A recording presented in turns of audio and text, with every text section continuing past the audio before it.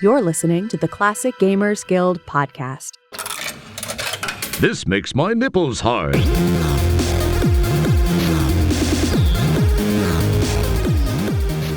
there, welcome to the Classic Gamers Guild podcast. Today on the show, Paul and I are going to be doing another comparison episode between Leisure Suit Larry, EGA, and VGA, because I said I'd get it right this time, right? Yes. Huh? No, yes. And for the audience, Anna is sober, even though she just says Leisure Suit Larry. I spent too much time at Lefties before the episode to prepare and to get into character that I am getting drunk, I guess. And that confirms that we're actually doing a one-take intro this week. What a treat. This is great. Quick, keep it going. Let's not fuck this up. I jinxed us. Oh, go. So yeah, we did these comparison type episodes before. We did one for Police Quest. We sort of did one for King's Quest, but technically we haven't. And I think in the future we're going to maybe go back and revisit that in some way. But the point is, we're doing that here. And these are comparisons of Leisure Suit Larry. And if you don't know, Leisure Suit Larry is a game about an affable guy with the indiscriminate age of between 28 and 40, depending on which version you play.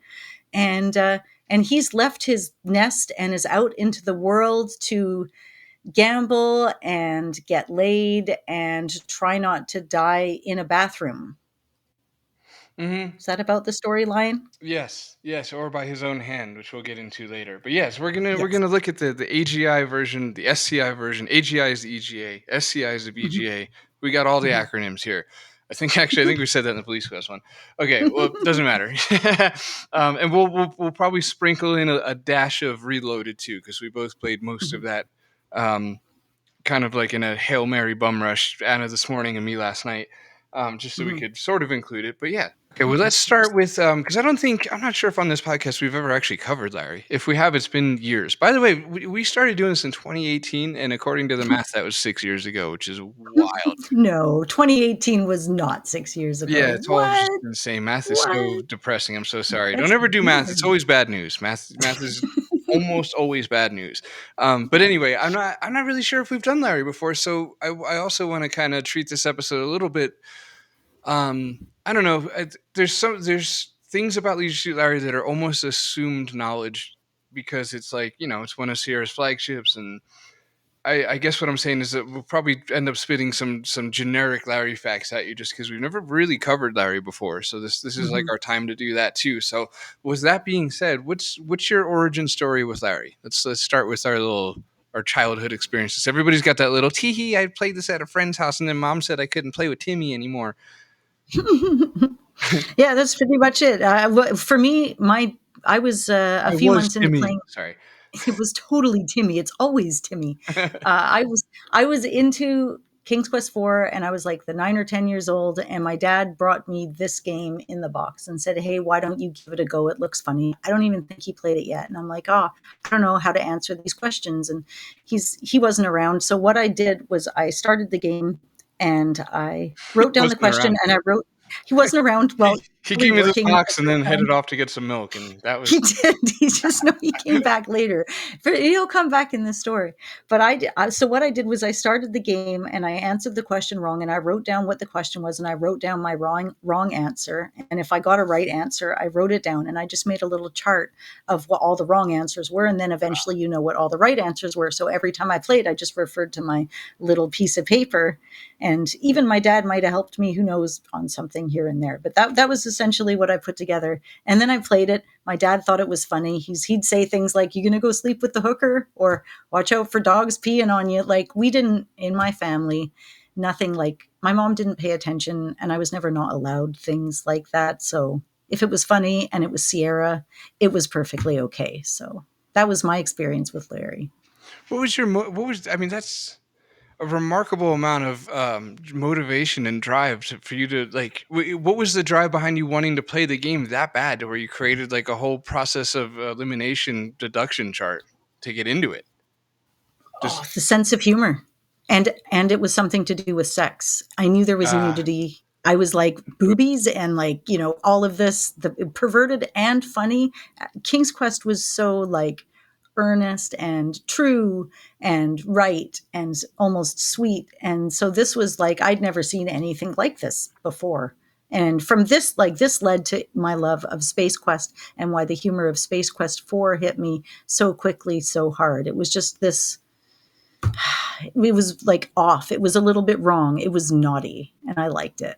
Right. That was long for boobs. I get it. All right. Thank you. Yeah. Um, I don't know if I actually I don't remember playing the first Larry. I know that my dad was really into them, and I know that my mom used to you know I don't know, rib him for it. And there's always like it was the one game that she was always aware of. Like, I don't, is he in there playing Larry? Like a lot of like teasing and lighthearted, good natured teasing, let's say. Aw. And I knew that he liked it a lot. And I remember playing 5 and 7 um, as a kid, but I don't remember playing the other ones as a kid. I don't think I did, but I did revisit Larry. Um, I don't know. It was one of like the first games I played when I was like getting back into it. Let's say probably like 13 or 14 or something, 2013 or 14, something like that. Was my first experience with it, but I don't know. At the same time, I still have like weird nostalgia for it because I definitely saw it being played as a kid. Let's say I witnessed it being played probably by my older brother. Because just seeing like the screen in the original version of Lefties, it's like that hits me in the childhood. I know I saw that as a kid. It's not just the Mark Crow-ness of it, because there is like a delightfully, I don't know, there's like a police quest vibe going on in this game quite a bit. It almost looks like Lost Wages could be Lytton in a sense, or in the same world as Lytton, because it's just, I'm sure that's just the Mark Crow mixed with the EGA palette factor. But anyway, I guess this is long for I don't really actually have like a childhood experience with specifically the first one. Yeah, well, it's interesting because Al Lowe, he programmed most of it, but obviously Mark Crow contributed a lot of the game. He contributed all the graphics and the actual look of the game and how the interconnected, like the rooms were all interconnected and so forth. But Mark didn't do any like the text or any of the puzzles and the writing. So everything that you see graphically was his contributions to the game, which is really cool. Yeah, that is cool. Yeah, Mark's he's I don't know about underrated, but he's like unsung hero in a sense for maybe I should say instead of that, because he's very much credited and renowned, let's say, for Space Quest, but he was doing so much more than I think I even realized as far as this work on Larry and Police Quest and stuff. But Hmm. um okay, yeah. So anyway, did you play the VGA remake as a kid, or did you revisit that as an adult? What's your history with the remake? Yeah, I think I played it not long after it came out. I was excited. I was always excited when a remake came out because, a lot of it's essentially the same between the regular and the remake, but they added in more lines. And that was the freedom that Al said when they ended up switching. Although there was less guessing of input on the player's side, there was more ability for the programmers to put hidden messages and things all over the place for you to click on and see. So I'm just like, oh, yeah, I want more writing. Like, to me, these were like books. I'm like, I want more books from the same author. So when I'd get a new version of the game, I'd always be stoked for new lines because Yeah. it was like, oh my God, new content. This is great.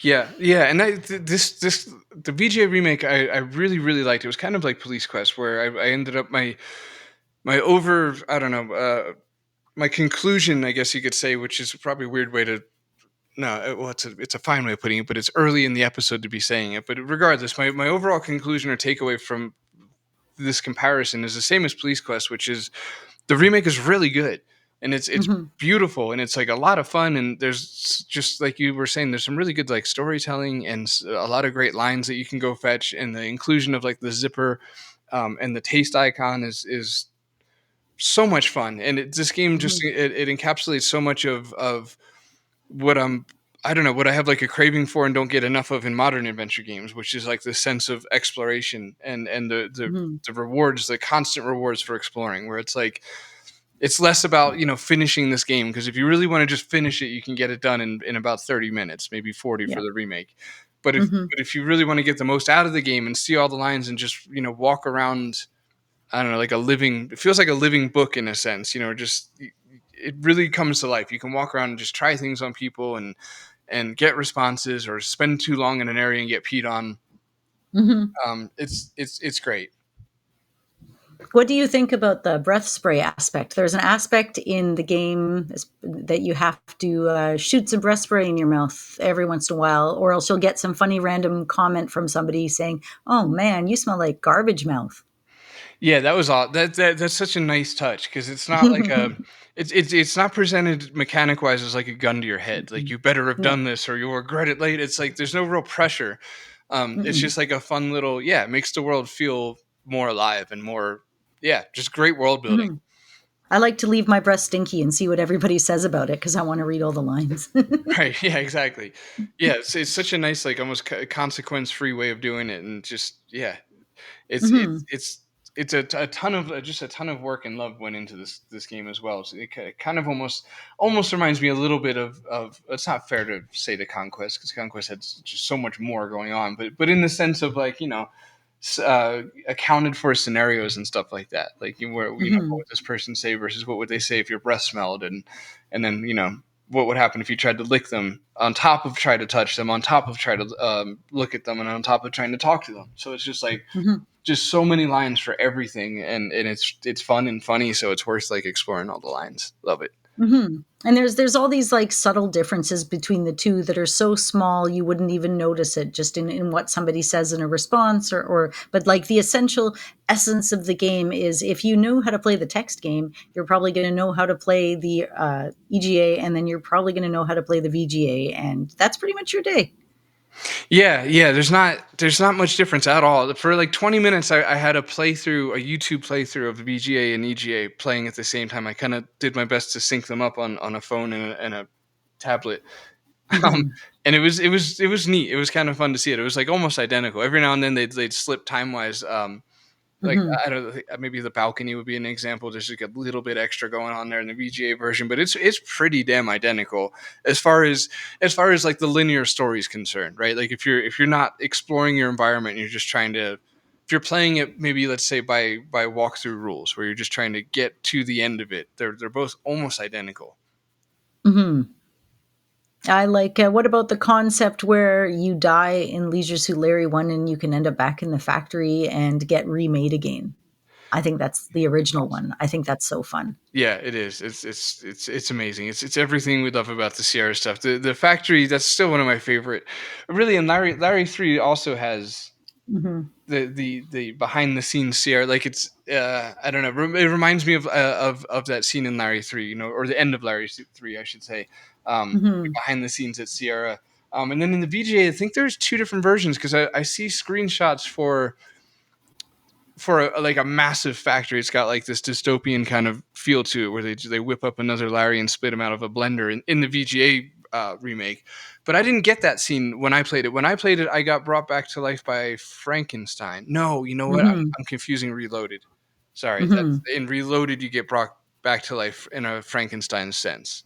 It's a lot of Larry to take in and keep all separate It in was your too head, you much know? Larry. Yeah, it was a mouthful of Larry, if I may. That's actually doesn't work. I was trying to force it there. Sorry.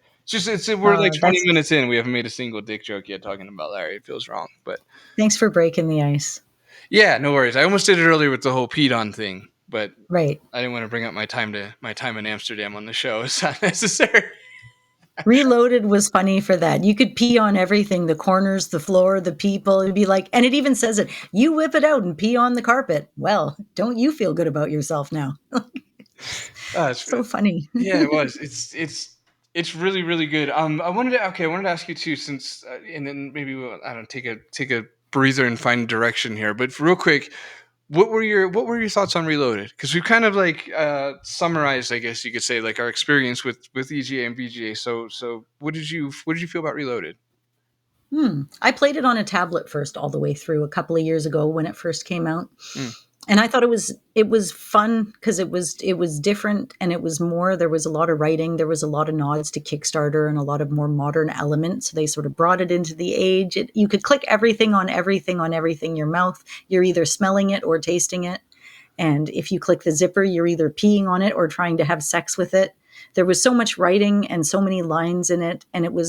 But the storyline was the same, but the puzzles were different. So it was a little bit confusing. So I felt it was a very walk-throughable version of the game that was fun to just, I spent so much time taking photos and clicking everything on everything that for me that's where a lot of the fun was. Like, and there was all these little bonus side quests that I'll talk about later, and fun things you could do that were outside of what you have to do to complete the game. That, I don't know, a bunch of devs getting together and kind of making a game in homage of their old game that they made before is a neat notion to me.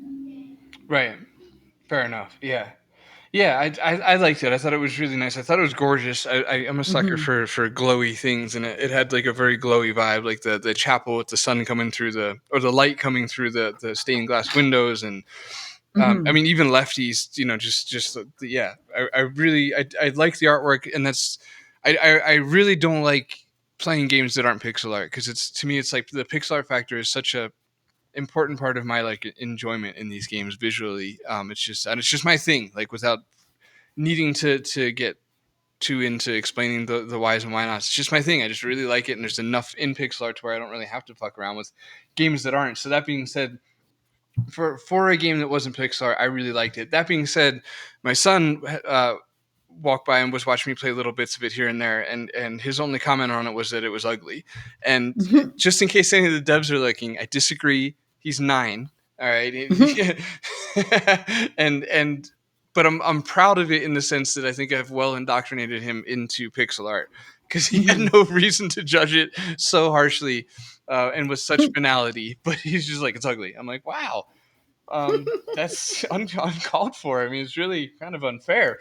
But yeah, again, I think he's so used to everything that I'm involved with game wise being pixel art, that he looked at it. Maybe that was his way of saying something's off. But Hmm. but anyway, it was nice. There are aspects about it that I guess I have to be honest. It begs certain questions, like why. Um, Hmm. There's like a few of the puzzles are like that in it, because like the whale puzzle, for example, like even my son Jacob was just like, that's pretty harsh. right, yes, yeah, and it's like, I guess, considering there was a VGA remake, and the VGA remake is gorgeous, man. It's such a Hmm. good looking game. It's like, artistically speaking, it's one of Sierra's finest, because I feel like they get outclassed by LucasArts when it comes to VGA graphics. Hmm. They're often outclassed, which is like fair enough. The LucasArts guys just has such an awesome bendy, cartoony looking style, and I felt like whenever Sierra tried to go bendy and cartoony, it didn't look great to me. But this Hmm. this looks amazing. And it's interesting too, because like I think we alluded to this before, but like the Space Quest One remake is in this very similar art style of the Space Quest 4 game, and Larry's the remake is very much in the style of Leisure Suit Larry 5.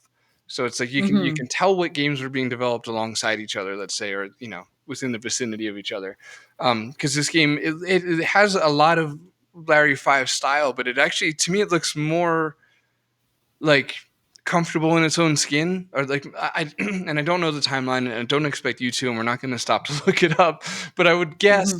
that I'd be kind of shocked to be wrong on this one.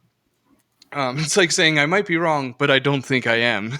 Yeah, I doubt it. I So, doubt and it. no one's saying anything otherwise right Yeah, now. So, exactly. But I would say that the remake was done after Larry 5, because it almost looks like a refined, like, now we have a grasp on this art style sort of vibe, where it's like, yeah, I don't know, it looks really good. It's really beautiful. The rooms look like they took forever to draw. Like, each one of them is quite remarkable. Um, mhm, Whereas Larry 5 was like it was a little rough on the eyes at certain points, that yeah, game, with the it was. Memphis style, if you will. And there's touches of that here and there, but it doesn't go as deeply into that as into the character design and every other part of it. Like even the characters in five were kind of with that pointy, vibey floor of an arcade in the '80s kind of idea. Yeah, it's almost like the remake. I felt like they knew what to do with the style, whereas in Hmm. five they were just like, I don't know, just use it because it's hot right now. But in the remake, they incorporated it, as opposed to just like, put it on display because that's what the kids are buying right now, sort of thing. But anyway, all that really to say is that Reloaded was really cool. It does baffle me. It's a little strange. Like, I don't know. I still Hmm. don't really get the I mean, there's $655,000 behind its Kickstarter that disagrees with me as far as even beginning to hint at it that nobody asked for it, because they very much did. Over $500,000 worth of asking for it, but it's just Mhm. it's a little strange in like as far as where does it fit, especially after playing the three of these next to each other. And as we discussed off air, I'll just say now is that Anna and I both kind of burnt out on Reloaded, which is again, it's not Reloaded's fault. It's just because Mhm. we had both just gone through EGA and VGA Mhm. and Reloaded, Mhm. and they're all the same game. Like there's extra Mhm. bits in Reloaded. There's an extra character in Jasmine, but for the most part, the 90%, the bulk of it is the same exact story and timeline and everything like that. So it's like for both of us having played it in that sense, it was just like, whew, we're doing this again, huh? But if you were to play it like on its own, like if you haven't played Larry 1 in a long time, I could see it being a lot of fun, even though um, for the sake of people listening, I would still probably, if you haven't played VG, I'd point you towards that one. Because I think a Yeah. lot of the Sierra fans, I think there's like an aversion to these remakes. Like they didn't Mhm. sell well at the time. They're Yeah. not really regarded highly on like our the Classic Gamers Go Facebook group. Like whenever it comes up, there's not a lot of like yes play that one. There's a lot more reverence for the past and like the parser and things like that, which I get. Like still at the end of the day, it'd still probably be like a parser guy because that's what hits me in the nostalgia. But man, the Mhm. VGA remakes so far were 2 for 2 because I really had a lot of fun with the Police Quest one and the Me Larry one. too. I So what? did. Go ahead. Well, I was just gonna ask you, what's your overall take on the VGA remake? It was fun and fast. I liked it. It was easy to play because you knew the storyline. It had new information. It was pretty. I'm solid on it. I actually did not mind it at all. I didn't find it dry. I still found it funny. It was a little bit less stressful. It felt a bit safer, right? Mm. Yeah, yeah, it definitely felt safer. Let's run through the story a little bit and kind Okay. of talk about the differences along the way. Yeah, good call. Okay, so you start out outside of Lefty's bar, um, where you head into there. Yeah, I don't want to make the mistake of just because I've just done it 3 times to feel like everybody's like intimately aware of of this part of the game. Hmm. But yeah, basically you start outside of the bar. You arrive in Lost Wages with what 90 some dollars, Hmm. um, 94, 97. I really want to get that right. Doesn't matter. You go inside. There's a moose hanging on the wall in either version, but in the VGA version, you go into the other room and discover that there's a whole moose there because the rest of Hmm. the moose is on the other side. And I love that gag. That's a great gag. The whole body of the moose. So it's like it's not a moose head, but it's like a moose shoved through the wall. Very And good. you can interact with it, of course, and everything too. I love the acknowledgement, like the almost fourth wall kind of humor, like always just on the verge of admitting that it's a game. But it's like Reloaded took it a little bit farther and outright talked about how it was a game all the way through a little bit more heavily. Right, and that might have been, I guess, due to the narrator in a sense. Hmm. So, Hmm. that's something that we've been discussing here and there on different episodes, where it's like narration kind of almost lends its hand to fourth walledness. Um, and the narrator, by the way, in Reloaded, I'll just say did an awesome job. The voice actor for the narrator Hmm. was really really good. But yeah. Anyway, sorry. You're at Lefty's. You walk inside. You basically you get a drink. You get a whiskey. As far as the forward progression of the game is concerned, you get a whiskey. You head into the back room or the bathroom. Find a drunk guy who couldn't handle his stuff. You hook him up. You go into the bathroom. This is where you do your adventure game and pick up your rose and your ring and stuff like that you'll need later. And then you go to you basically it's funny to watch this on a walkthrough or on a playthrough, I should say, because people, if you're trying to almost speed run it in a sense, like you do all this work to get into the room with the prostitute and then you open the window and fuck off. Hmm. Hmm. Which is kind of funny, because you wouldn't have a rubber yet or a lubber in the game. I hate that word, by the way. I don't like lubber. I don't know why. It's always bothered me. Like I always. think because it's mildly racist sounding in the game. Is that what it It is? just comes off as being, I think it's meant to be making fun of the way he says it, but like that's just, I don't know if this is even true. Like this game is so mildly or potentially offensive every minute of the way. We're not focused on that because we were younger when we played it and we didn't get offended and we never grew up, so we have the same mindset. So it's really easy, we just don't get offended. Yeah. But that doesn't mean you shouldn't, and that doesn't mean it's not great. It's Well, just, you know, actually, I ah, disagree there. You should not get offended. Everybody fucking relax. yeah, thank you. But yeah, no, there's yeah, I don't know. This show's never been good at it. We don't handle this stuff. We Mm-mm. just we We're just not, we just no. sidestep right the fuck around all that. I'll just say on a Mhm. positive spin though, because we try and keep it positive here. Is there's diversity in the VGA remake because Mhm. the woman at the end is it's Eve's right. Eve at the end is switched to a black woman, which is Mhm. nice and that's actually for I don't want to say like I don't want to over inflate it, but for the time sort of thing. But it was I guess it was a little surprising to me. So maybe it was a bigger deal for the time. I'm not sure, or maybe it's just because Eve wasn't black in the first one that it was surprising. It could be as simple as that. But it was nice Mhm. either way, and she's got a little nip slippage that's just delightful. And Yep. the VGA remake too, I'll say, is the most racy of the three by far, right? Mhm. Mhm. Because Mhm. there's actual like nipples going on in the VGA remake, whereas Reloaded is might be the most tame, right? Because there's, Yep. there's there's like no skin in that one at all. Like a Yeah, disappointing. not unless it's like an Easter egg or something. Like some of them definitely have more than others, and EGA was not sexy, and VGA was sexier for sure. Yeah, no doubt. Yeah, I mean, don't EJ had his moments. There was some of the Mhm. the Mark Crow portraits, I guess you could call them or whatever, the full Mhm. screens like he does in Police Quest, um, that were nice. But yeah, okay. So anyway, so you'll go up to the prostitute. Um, if you sleep with her without a condom, you're gonna have a bad time. So Mhm. you bail out the window into the garbage can and you make your way down to the casino. Mhm.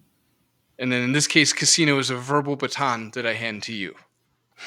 Ah, right. Well, yeah, I mean, because I normally go to the store first because I usually have enough money.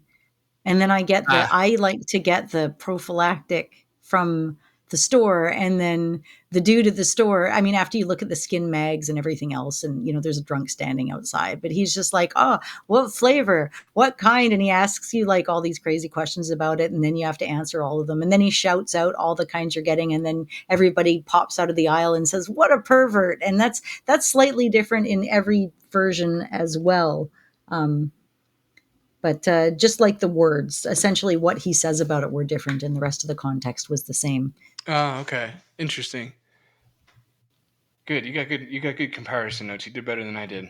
As far as Oh yeah, and then you got to get a bottle of wine because there's like a guy outside, and you can look at everybody and look at everything and talk to everybody. And there's a payphone outside, and throughout the game you can actually find various phone numbers, and there's like all these little Easter eggs where you can call in and get like Sierra hint line or things like that. And then you got to go and you got to take your rubber back to the hooker. And I love this because if you sleep with her with the rubber off, you get the flashing groin and you die.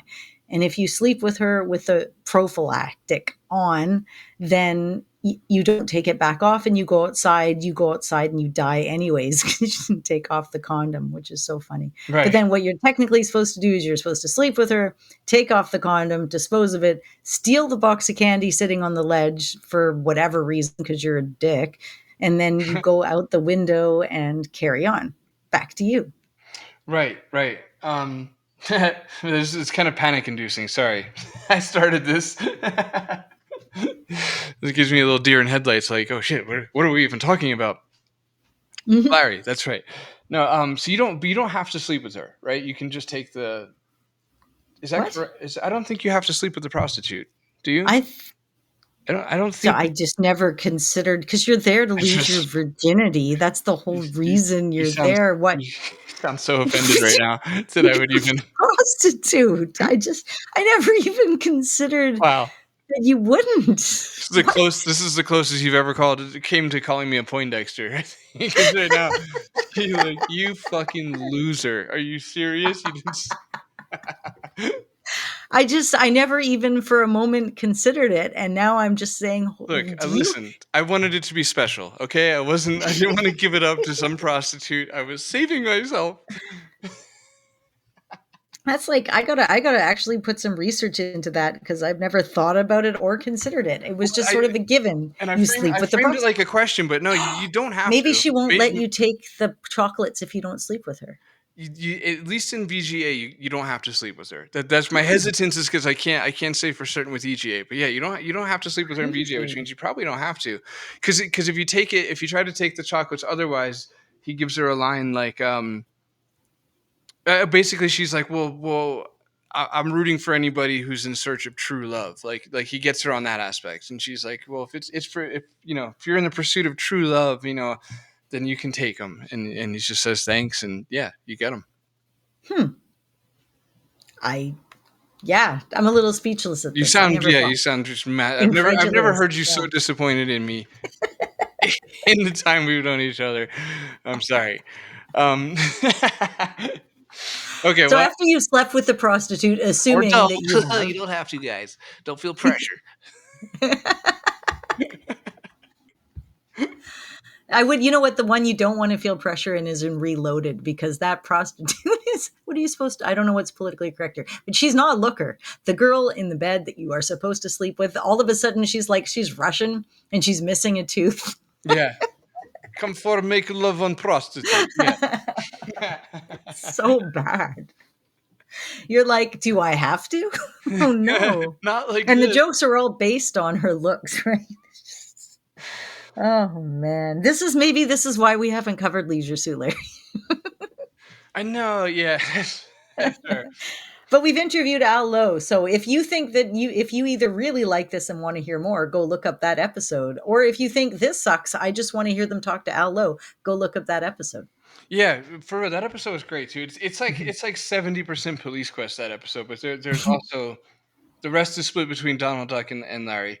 We It's a tried to lot of give Al a Donald. break on the Larry talk, but he does go into some stuff there, of course, and Mhm. yeah, and we might be assuming a lot of things on the audience, but I mean, it's like we got a pretty loyal group of listeners here. I think you guys know, he was a high school teacher and he wrote the theme song, and he's a one man band, and this was a remake of softcore, the soft porn Soft adventure, porn. and Mhm. yeah, just all the generic Larry facts that I think at this point it's almost safe to assume our audience is kind of borderline sick of hearing. So, Mhm. which is why GPT was of no help to me preparing for this episode because he just kept hitting me with all that stuff. I'm like, we know. We know. Mhm. We get that's all the surface. That's all the first page of Google stuff. GPT. I'll just forget it. Um, okay. Has nothing in depth. So you've gone off and you're in the dumpster. And what better thing to do when you're in the dumpster after you jump off the balcony, after you leave the hooker's bedroom, after you sleep with the hooker, Or not. is you look around and you find a hammer, obviously, Yeah. as one would. I didn't have a problem with the hammer. Like I feel like Mm-mm. everybody gets one in an adventure game. Mhm. There's I think so. people throw hammers out. All the Mhm. time. Right now, somewhere in Gary, Indiana, home of Michael Jackson, maybe there's somebody's throwing a hammer away into a trash can. That almost got wildly off topic for some reason. I don't know why I got so specific there. The point is, people throw away hammers. I have one I need to throw away because the head is, and please be mature about me using the word head during a Larry episode. The No. head is jiggly. Please, please Oh, remain now you're mature. making it harder, dude. Oh, why you gotta making it harder? Oh, We no. can't stop. We're stuck. It's like a This is positive just feedback loop, but in a so when you're in the game, you've got to travel around and you have to catch a taxi. So you've got this taxi driver who's, I think we were trying to figure out, was like Josh Mandel the taxi driver? And I was asking him that question, or somebody was, but then he doesn't remember doing the lines for the taxi driver or doing the voice for oh, the that was taxi Laura driver in Bow. the remake. But I yeah, was that Laura Bow? Okay. I'm because I made you ask him. Remember?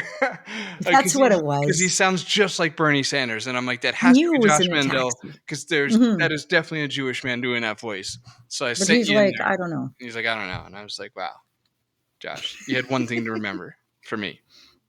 That's right. So this guy, he's a taxi driver. You got to pay him a bunch of your money, and one of the big reasons you actually have to gamble in this game for, well, there's a few, but one of the reasons, especially in the first part of the game, is to have enough money so you can catch the taxi around. Because if you catch a taxi and you can't pay the taxi guy is going to beat you up. Yes, and I kind of already fucked up and missed the window for this, but speaking of Josh Mandel, retroactively Mm-hmm. speaking of him, he is the voice of the stand-up comedian in Reloaded. Mm-hmm. And Mm-hmm. you gotta love Josh, man. I love how he pops up and reprises things like King Graham, and just yeah, there's something just so right and wholesome about of just hearing that and learning that was Josh, because I didn't recognize the voice necessarily. But anyway, so the poker in this game, to pick up where you were leaving us off there. Okay, I really thought about this, premeditated this little speech or mini rant or whatever, but it's like it's more appropriate in Larry than Police Quest, because my knee jerk reaction was I'm really sick of like the shoehorning in of the gambling stuff, especially in Alo's creations, because again he did a lot of the Police Quest game. But it makes sense in Larry just because, like, you're dropped off with only a certain amount of money, and especially the taxi cab system. Like, you really need money in this game. You're going to make it and lose it and make it and lose it and, get it stolen off of you and things like that. So at least it kind of makes sense. It's like your way of refilling your assets. And I mean, it's not like it didn't make sense in the Police Quest story either. But it's like it's almost like a part of this game, because you're going to have to lose and make money in it, and so you do it by gambling because you're in Las Wages, not Vegas. And so at least it makes sense. I still hate poker, and I really praise Reloaded for giving you the option to do. Well, it's not just Reload. I guess you have the option to win the money with slots with all of them, huh? Well, it's, you've got slots, and there's also blackjack in the remake. And it's kind of funny. A few fun facts. Ken Williams wrote most of the code for blackjack in one 10-hour shift. And then he gave it over to Al, because he just kind of did this in this writing frenzy. But it took Al a whole nother week to actually get the code to work properly with kind of the structure that Ken had put together. So he's like, all right. But it's because Al he did not want to program the slot machine. He's like, Scott Murphy does slot machines, and he's the one that did the slot machine for Space Quest. So I'm going to get a hold of Scott, and he's going to do the slot machine. But Scott's busy, wasn't able to call Al back. And he's like, well, I'm waiting. I'm just going to sit here and program and da-da-da-da-da. So by the time Scott calls him back, well, the slot machine's finished. But, okay, fun fact. In the EGA, you could only win a limited number of cash because they were on a limited budget. So they only used a 1-byte variable, and the largest number available was 255. So $250 limit. Of course, in VGA, you can win up to $10,000 because there's no such limit. Right. So 255 would be the highest in an 8-bit. I don't know if it's integer goes, but yeah, right. Because that's the most that an 8-bit could store would be 255. Yeah, so that's why you're limited, which is where the original save spamming came from. Because we used to save early, save often, but when this happened, we started save spamming, save scumming, whatever the kids nowadays called it. Because as soon as you win, you save. And then as soon as you lose, you load. And that's where my system to do that, and many of ours, came from. Right. And I did that last night and Reloaded, and it felt good. It felt nostalgic. It felt right. It felt back in the day. Yeah, there was a lot of really cool stuff in the casino too. You could go upstairs and you could knock on every single door, and you'd always get a different response. And all of the responses in every single one of the rooms, whether in the original or especially in the remake, but was related to other people that have made the game. Because you're like, oh, Jeff, you really know how to recruit a guy, refers to Jeff Stephenson, who did the creative interpreter work. And Scott Murphy, one of them was, hey, Scott, the girls are here. Nice. Or, just, it's super random. And I think there was one that says, now I've got Wessonality, but like, I don't even know what that means. Like, it wasn't even explained in any of the guides that I had, but I'm like, okay, yeah, that's a thing you would say. It's got the makings for an inside joke, right? Like based on the last name or whatever. I almost wonder, it raises questions too. I almost wonder like why they couldn't literally copy and paste Scott Murphy's slot machine code, right? Because that's what I would do. Like, yeah, like there's things I'm programming in the game I'm making now where I'm like, like it's so hard that by the end of it, it's like, well, at least later I can just copy and paste it if I need to in the future. Like, it kind of feels, accomplishment wise good. It's like, well, at least I can reuse this nightmare of a chunk of code or whatever. But yeah, that's kind of curious. Like, why couldn't they literally just copy and paste the Space Quest code?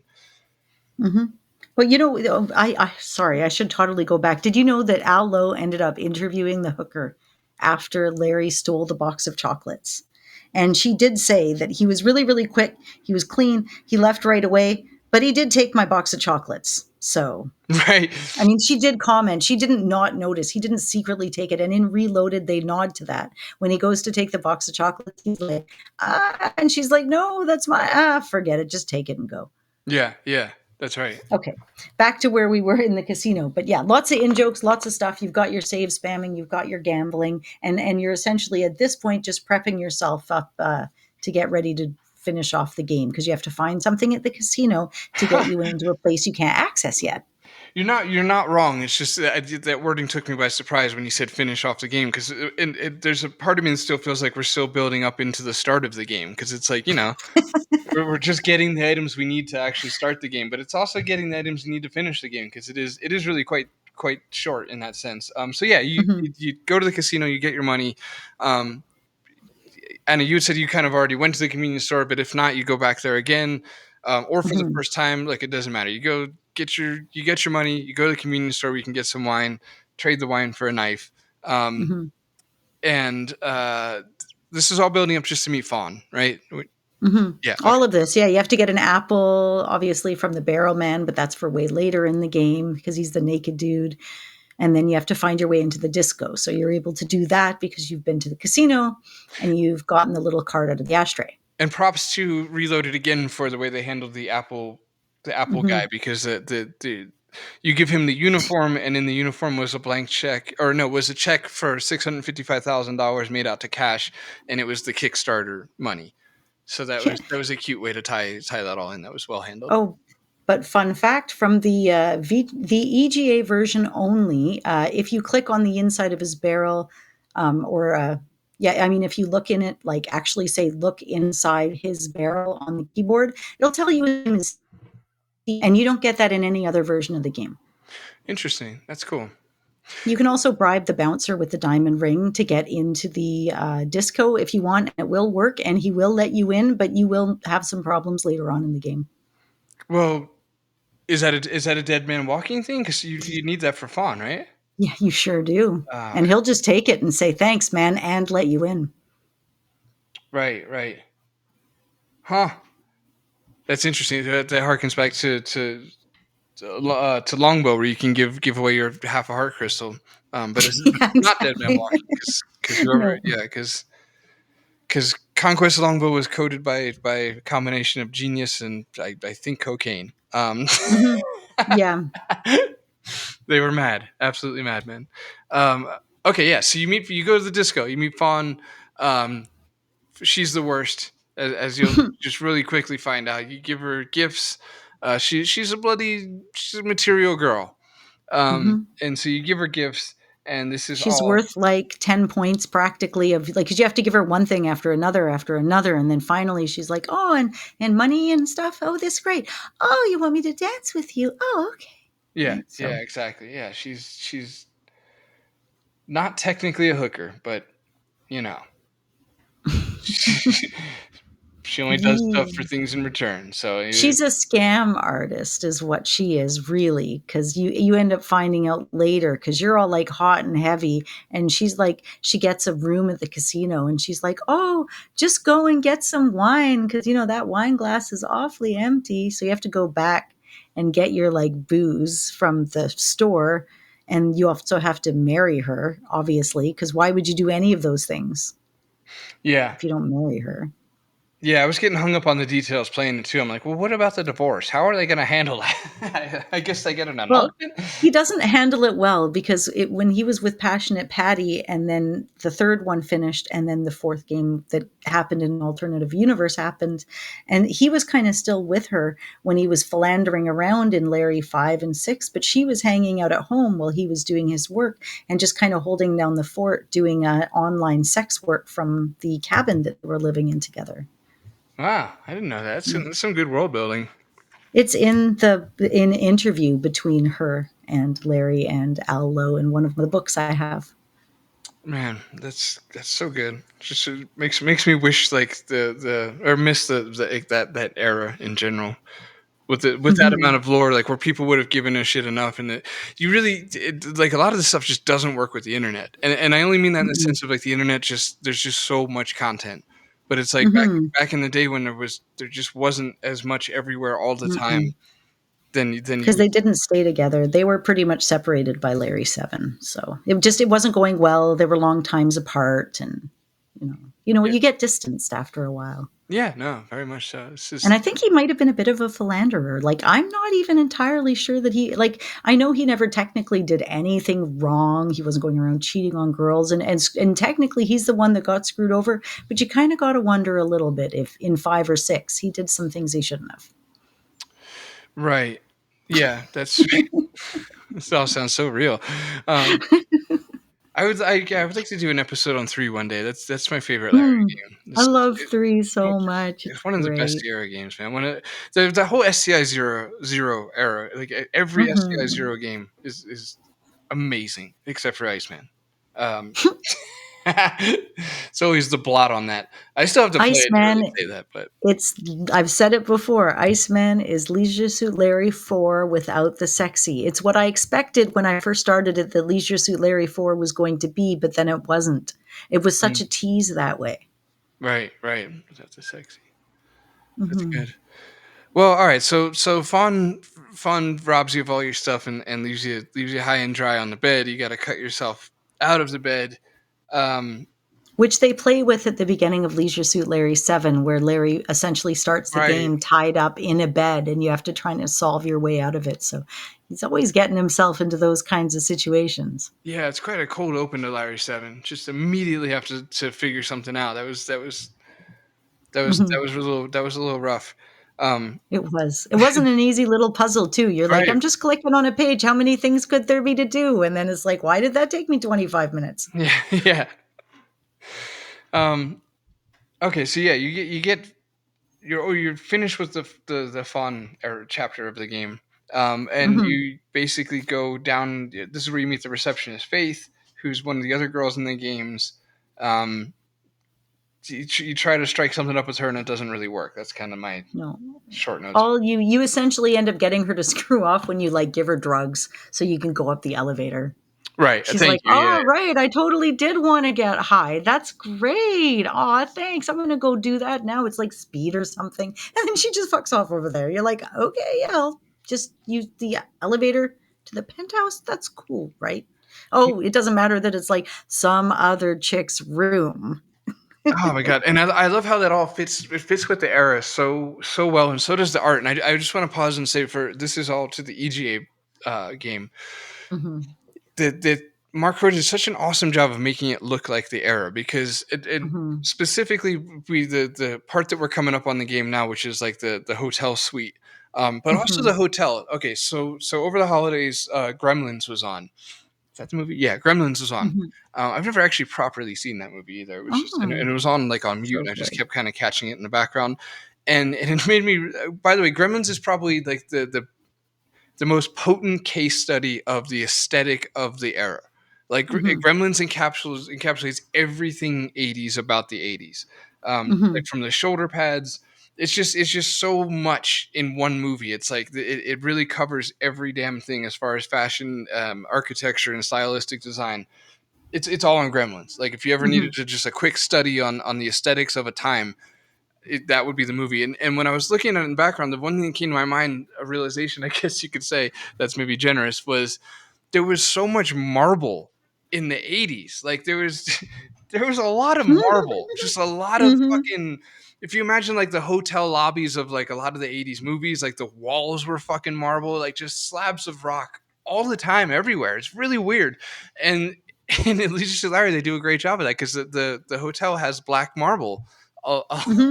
along the walls, which is so spot on. And then you go up into the penthouse. Here's the part where I'm going to leave the marble thing behind and just carry on to the aesthetic of the EGA version. Is awesome. Like you got like the zebra bed and the bear rug, and the panther print on the wall. Like it's all just, man, it really covers the era so well. And it reminds me honestly of how nostalgic I am for Police Quest, because when I see this, I think of like Jesse Baines and Hmm. the end of Police Quest One, where you go up into the suite, and again, basically it's Mark Crow, doing a hotel suite in AGI again. So it's of course like quite similar, and in a good way. I mean, it's very different, but it also feels really good. Well, it's the art, it's the cityscape, and it's like that modern art concept, right? You can Right. see it in the photos. It's this very nice, like my mom loves the look. She's always been kind of drawn to the 80s idea of art and the colors and the boldness. And it's like if you could call nowadays contemporary, you could call this time period executive, really. Right, yeah, that does work. That it really Hmm. does, yeah. It even covers, like, a lot of the feminine portraits where, like, it'd be, like, a girl with, like, a short Hmm. Bowie haircut and, like, hard lines and, yeah, thick makeup and just yeah. It does have that vibe to it. Okay, so this is where you basically go out, you hook up you end up hooking up with Eve, let's just I mean, I don't know how to draw this out into a big thing, it's just I feel like we should because it's the ending, but, like, it's not there's not a lot here. You find your way to Eve. The sex doll thing is kind of ridiculous. Um, In all the versions. Actually, the yeah, screensaver on my tablet is the sex doll as it flies off, as it's being deflated in the thing, as it's rising up and goes off. They do a really good job with that. yeah, it's a very very odd, silly puzzle in a sense. Like, yeah, that one was the most forced in the game, I guess you could say. Like it almost felt like they're just like we really want a sex doll in this game, and this is Yeah. I guess how we're doing it. Go follow it outside. And last thing I want to say about the sex doll is that the sex doll in the VJ remake is just nightmare fuel, horrifying looking. The face it looks like when a serial killer is wearing somebody else's face, kind of face. It's very scary looking. It's bad. They did actually, the sex doll in the reloaded version was the most beautiful of all three. They did a really great job at it because I've been staring at it as my screensaver for like 2 years on my tablet. It is good. It is No, very yeah, good. it's definitely the most fuckable or the best looking set. It is definitely the best looking out of all of them. Okay, fun fact before you finish the rest of the game, there was actually, okay, we've heard about Carlos Escobar. I think we've read about it in the Sierra book, various other places, but he did a lot of the programming with Al, and Al considered him like kind of a sidekick. And they made an in-house game at Sierra called Carlos Says because they all said he was so funny, and they put it like as a batch file that ran in our auto exec batch file. So all that would happen is they'd get this like random quote from Carlos every time they started up the computer. So it's kind of like, you know how Adventure Game Interpreter does that. Every time you start it, it'll say something funny like fun in 16 colors, except it would be something like, I like you just as much today as I did yesterday. Or as long as your code has lots of white space and comments, who cares if it works? It's just, that's Right. how they'd start their day up. Okay. Okay. Yes, I get it. I get it. Yes, like AGS does when you open up AGS, it's got a yeah. Okay. That's the one. Yeah. Okay, now you can carry on with the story. This floaty doll, it flies outside because that's how you know to go outside and can, obviously. Right, exactly. And then you go into the hot tub. If you're playing EGA version, it's Eve looks like kind of like Zoe de Chanel. Thank you. Man, it always gives me like a Mhm. little stroke trying to say her name. Trillian in the remake of Hitchhiker's Guide to the Galaxy, and so quirky, adorable. Right, she's in a Jim Carrey movie that I liked. Yes, man, probably. Yeah. Yeah. Um, and because he's like, I never got to go to a ball. I love that line. And then in the remake, that's where Eve is a beautiful black woman, as she's quoted to be. Shows some nips, and Mhm. yeah, I mean, it basically, you accidentally get lucky because she thinks that you're wearing a leisure suit because you're being yourself and you don't care what other people think, which I thought was brilliant. It's actually pretty clever because Mhm. it seems, from my experience, it seems pretty spot on as far as the psychology of women, like, represent. Sorry, my child's running around the house yelling, "Help me!" It took me the second "help me" to realize that it's the playful "help me" and not the The "help me, real. help me." Yeah, Which kind of help me is that? Okay, we're good. exactly. Carry on. But it seems like it fits. It just works because women are definitely drawn to. I'm speaking for women, even though I'm talking to a woman who could just say it instead. But it seems like they appreciate the self confidence and the not give a fuckery. And then it also fits Larry because he doesn't know he's like tragically out of touch with everything that's going on, but he does catch on quick and rolls with the punches and gets laid for it. Mhm. The other thing that's weird And is that there's go. you give Eve an apple. Mhm.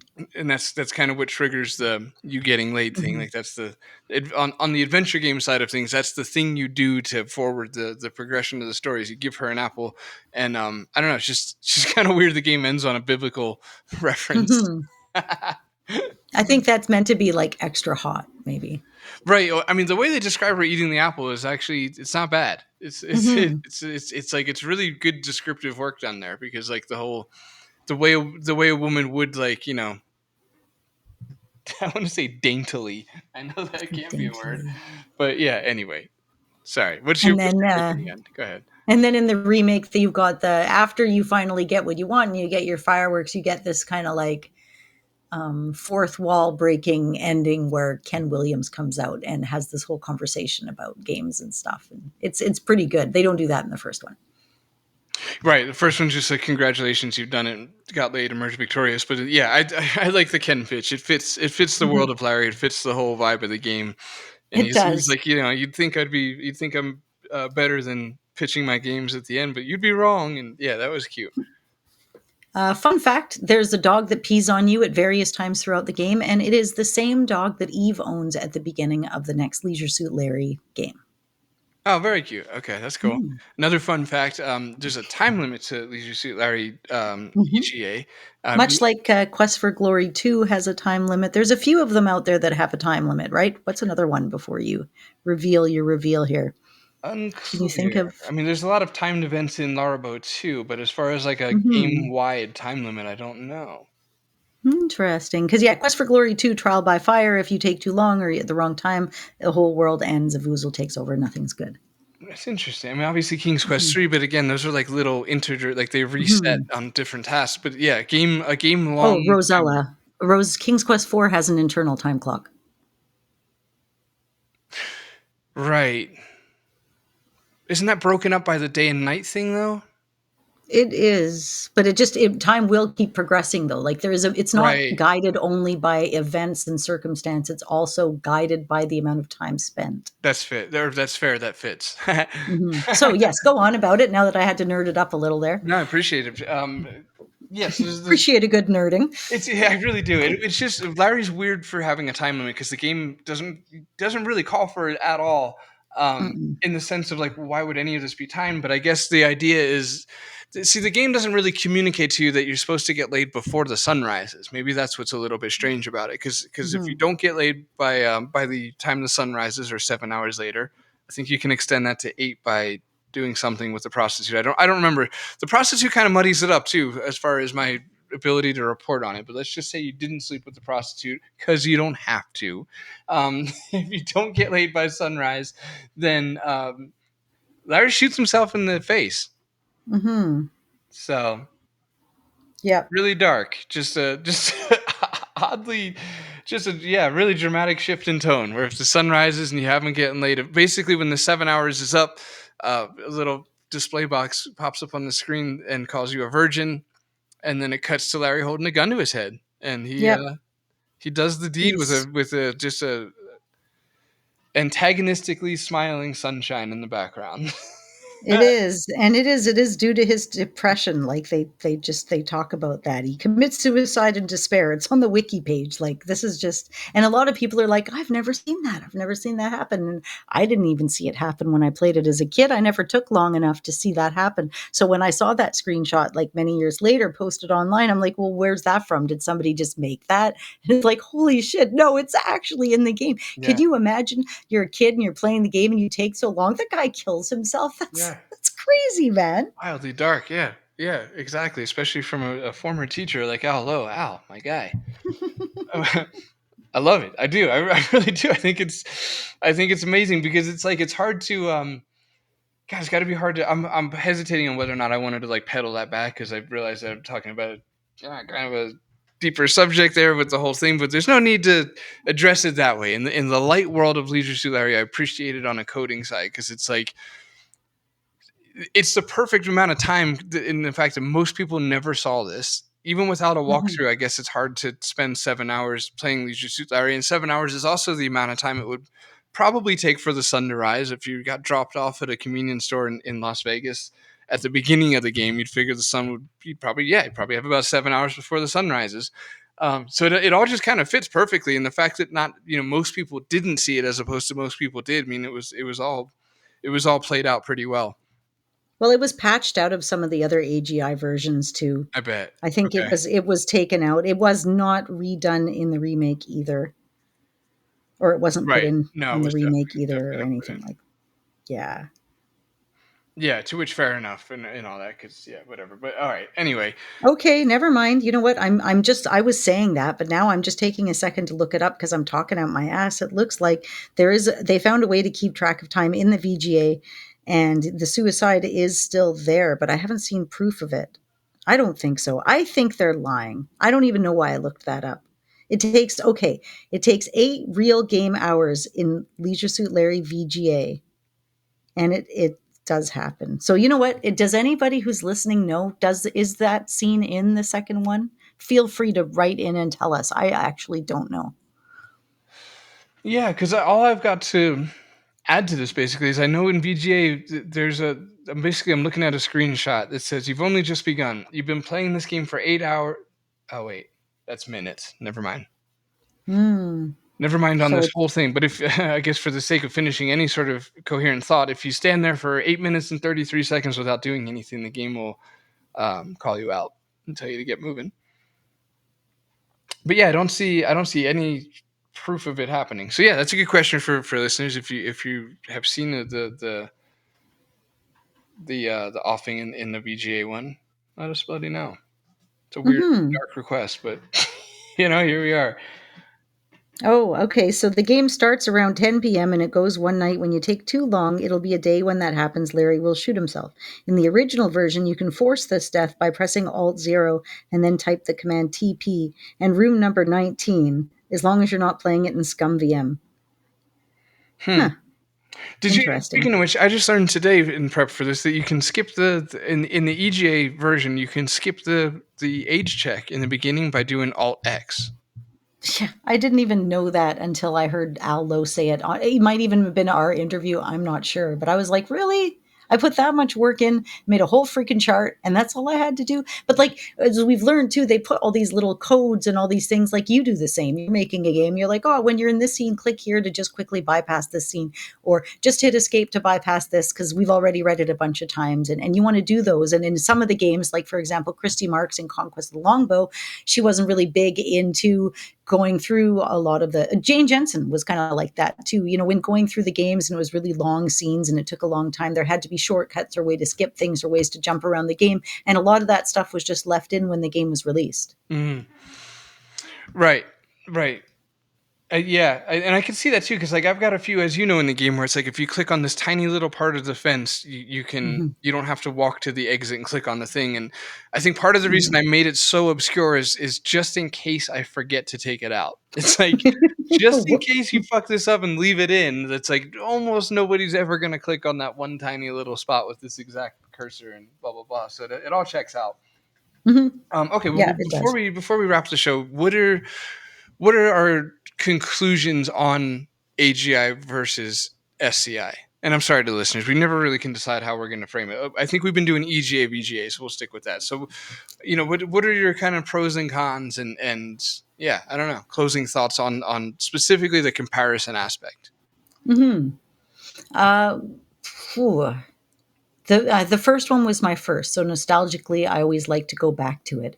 But there's this like funky, fun vibe that's like neither of them are serious, but it's somehow just slightly more lighthearted and almost whimsical in the second one. It was like the first one when they were earnest and they really had to make their game and make the point, and the second one was a bunch of them sitting in a room messing around. And it kind of was because you're remaking it. You're like, oh, can you make her sexier? Can you make the wall funnier? Can you make the carpet like leaves that intermingle? And they had so many more options of choice with graphics and storyline, and in that way that they could go with it. That like I could never pick the remake over the original, but at the same time, I could never diss it. I would earnestly and honestly say, if you want to do the typing, do the first one.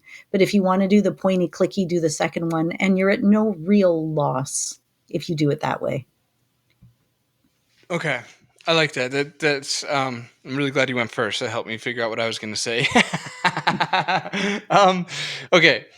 if you've never played either before, I Mm-hmm. would play one for the art, but that's Mm-hmm. assuming that you appreciate EGA, which Mm-hmm. I think most of our listeners do, right? Because just the era and things like Mm-hmm. that, we just have like a certain nostalgia for low resolution EGA graphics, because it's just bloody fun to look at. Like I think the remake is really cool, and I think the art is exceptional.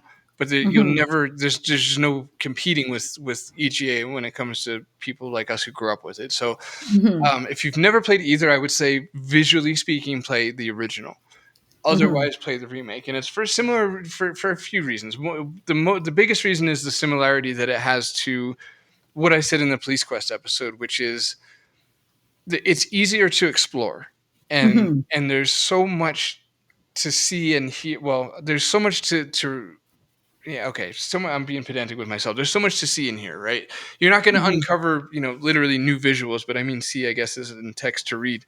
But there's so many lines, and I still to this day I don't know what isn't in the original because it's hard to. It takes, I guess, an amount of energy and creativity in a parser game to even think of what to tell it when it comes to exploring an environment. Like if you can think of all the different things that Larry might do in that room and type it, then awesome, and the reward is probably greater for the cost.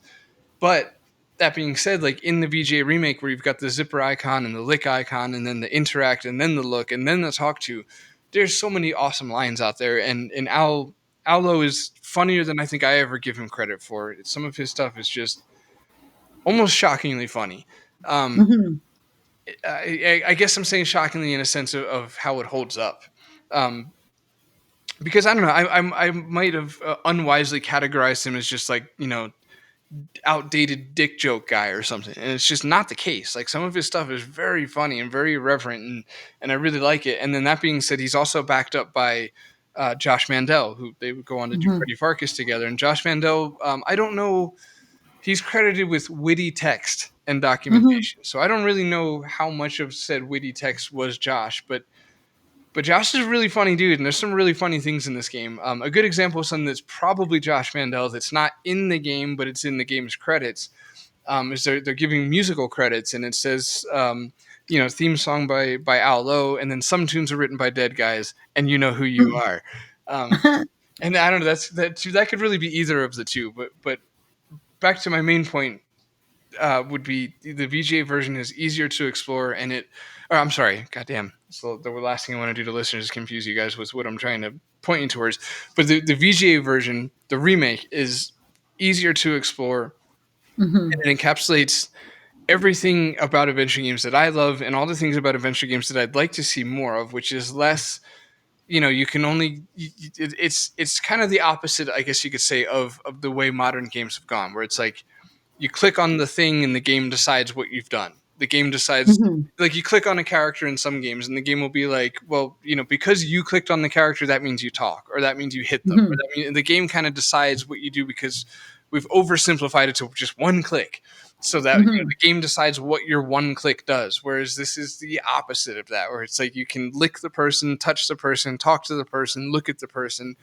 Um, and in modern adventure games defense, something that I'm guilty of not really realizing is that what I'm explaining and what I really like, it fits comedies the best. So maybe that's why I think it was the way to go for my game, and why I think it's a great thing for Leisure Suit Larry, because it fits comedies the best. Comedy is where you want to get more lines. You want more. If the writing's good and if it's actually funny, then you do want more. You do want to find out what happens if you touch them versus if you look at them. Whereas maybe in a game that's not a comedy, you might not want that, and that's kind of fair enough. But when it comes to Larry and when it comes to Space Quest or anything that's trying to make you laugh, I think you want like a large tool belt. You want all the different options available, and captures the spirit of exploration, which is at the heart of an adventure, and that's to be able to walk around and click on all the things and get rewarded for doing so. The end. Here, here. Well said. That's Grazie. really good. That's really good. I like that, and I liked all of them. I think they were all three, including Reloaded, are worth playing. Maybe not all in one day, like Paul, Yeah, don't do that, please. but definitely. I mean, they're funny. They're all funny. They all have a lot of writing. They all have so many lines in them that had to be written, And Jan Rabson does a great job as Larry in Reloaded. R.I.P. Yeah. I absolutely love him as Larry. I can't imagine Larry having any other voice other than that. Maybe Bill And Gates. Bill was what was in your mind? You're like, well, I'm thinking as an alternative, Bill Gates would kind of that'd be the one, huh? And that's actually inspired by Jan, just because Jan gives him, he gives him that I don't know, like, sorry, Bill, but like your balls are in a rubber band kind of voice, where it's just like it's just Bill Gates' voice is it's almost doesn't seem real. It's just Mhm. like it's like when you watch that Windows 95 video where he's out on stage dancing. It's like he's Mhm. like almost a character of a man. It's like, my God, Bill. It's just the nerdiest shit. I mean, I don't think he can hear me insulting him through the billions of dollars that he has. It's fine. This is a victimless crime. But Entirely, my entirely. God, that new Windows is a garbage operating system, and of which he stole most of it anyway. So there you go. Fuck you guys. Um, might as well go all in. I'm just saying. Oh Okay. yeah, Microsoft just. Oh right, that's not even. They just fired a whole bunch of people, and they were from the Activision division, like a huge amount of people too. I'm like, oh, what's going to happen to our games? Yeah. Right. As long as I'd hate for them to suddenly, not give them any attention or love, as they already Mhm. aren't. Like, what was I gonna say though? Because you brought up another good point about the Gen thing. The lines, it's gone. Doesn't matter. I won't force That's it. all right. Josh Mandel did narrating, right? Has I think there was just the Reloaded had some great people in there. It was a big project. I have the T-shirt thanks to Roberta from the Reloaded campaign that is covered in Leisure Suit Larry chest hair, and I have No, phew. a signed bottle. Yeah, I don't real chest hair. They glued it on from the devs, I got and nervous when then you said your shirt was covered in something. aha, very nice. Semen, guys. That's the joke. Very, very nice. Semen. Yeah, So. yeah, long and hard and full of semen. And then I also Wait, got what's the word for egg whites again? Adu. Yeah, yeah, it's albumin. covered in That's aldermoon. Because that's as a society, we're too pretentious to call it egg whites, so we call it the Latin word for white. that is. Whatever. Anyway, semen has the same amount of protein as an egg white. We did a lot of research for this episode. We did. We really had to look into things. But yeah, I also have the sealed box for the Leisure Suit Larry Reloaded, and it's signed. So to all, and I have Leisure Suit Larry 1 because I got to throw the flex with the napkin. Thanks to David Bitten. Thank you, David. So that's cool too. Awesome. It's Reloaded is available on iOS and Android as well. So Mhm. if you're not sure which of the three to play, I would say if you play on tablets or phones, um, then play Reloaded. But as we've said on the show a lot recently, I'm not sure anybody really plays adventure games on phones. But I guess tablets, that's definitely a Yeah, thing and an option. So, and fair, also to our especially. listeners, Scum VM is now available on iOS, so that's Mhm. awesome. And also to our listeners, I'm so excited! I'm remembering this. Our dear friend Cosmic Void, his game Twilight Oracle is coming out today. You're listening to this Mhm. on Tuesday, and his game literally is released today. It's called Twilight Oracle. Speaking of comedies, it's a comedy. Aviv is one of the best artists out there as far as pixel art's concerned, which is the only art as far as I'm concerned. I absolutely adore his work. The one thing I love about Cosmic's art is that you can always tell it's his. Like Mhm. I'm almost envious of his fingerprint that he's just so good at. I don't know. A lot of it's I think his palette choices. But anyway, Cosmic Void's game's out. It's called Twilight Oracle. It's available on Steam. It just came out today. Please go check it out. And Mhm. that's it. That's all I got. That's it. Well, I want to take a. Sorry. That's good. No, that was. Should I let you restart and do the whole thing? No, Is please that don't. something you Yeah, want to do? yeah. Please Okay. don't make me. No, we're fine. I want to take a minute to say thank you to all our Patreoners. They really help make these episodes possible at all levels. And without you guys, we wouldn't even know that people were listening, except for the lovely emails we get sometimes, and mostly from the people that are our Patreoners as well. Makes sense. You're invested. You're invested. We appreciate it. We read everything that's out there. I want to give an extra special thanks to the tier we have yet not renamed to Tim Ellis, Michael Council, and Brian Manown. It's really appreciated. Everybody else Oh, here is also really appreciated. What's up? Brian, thank you so much for having my back on Steam. You wrote some Oh, people yeah. back for me, and you're like, dude, he's working, he's working on it. Thank you so much for having my back on that. I have to, Steam doesn't give us notifications, So that's a lesson learned. I need to keep an eye on that. But Brian, thank you so much for having our back. And since I've already kind of interjected, I'm going to say too to check out our friend Daniel Albu's new channel, Tech Talks with Daniel. To our listeners, he's Daniel's of Conversations with Curtis, and he's got a new YouTube channel. Again, it's called Tech Talk with Daniel.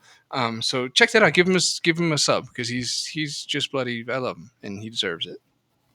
100%. Yeah. And everybody else on the Hotspot network, because they have new videos coming out all the time. And we're going to link every single one of them below this episode, because it's really important what everybody's doing and what everybody's keeping up with, and really appreciate having that network out there so that we can all kind of see what's going on and prepare for future journeys and all sorts of things that we're going to be doing for the network. But hey, about us, if you guys want to get a hold of us, you can write us an email first off. That's always nice. Gosh, it's like the most exciting thing to get that little ping. It's like, oh, an email to the Classic Gamers Guild podcast that isn't, hey, do you want to get thousands of subscribers for your podcast? Write me back. Because that's mostly what we get is spam for podcast spam. And every time I do something else or put it somewhere else, you think you get something new, it's more spam. So every time we get an email rolling through, it's really a dopamine hit for sure that can last the day. So outside of that, you can just give us a tweet, Anna or Paul at either or CGG Podcast or the Phantom Fellows, because we're all out there and you can find us out there. You can also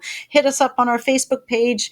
ClassicGamersGuild.com is just like our Classic Gamers Guild Facebook page, but otherwise just go to like Classic Gamers Guild podcast on Facebook.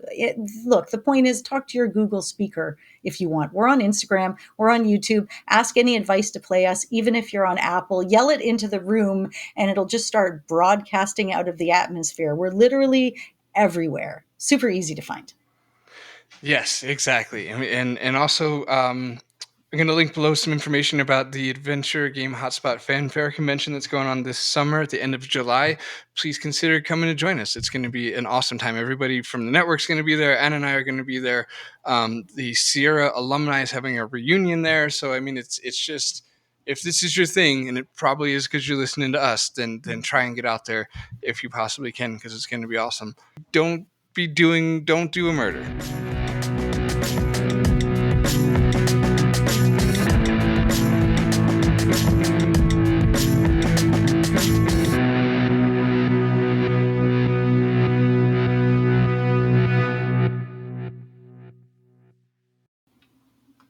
There we go. SCI.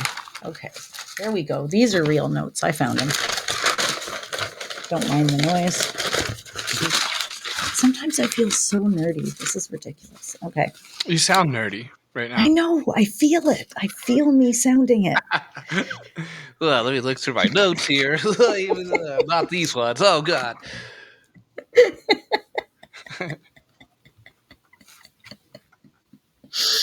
Oh, God.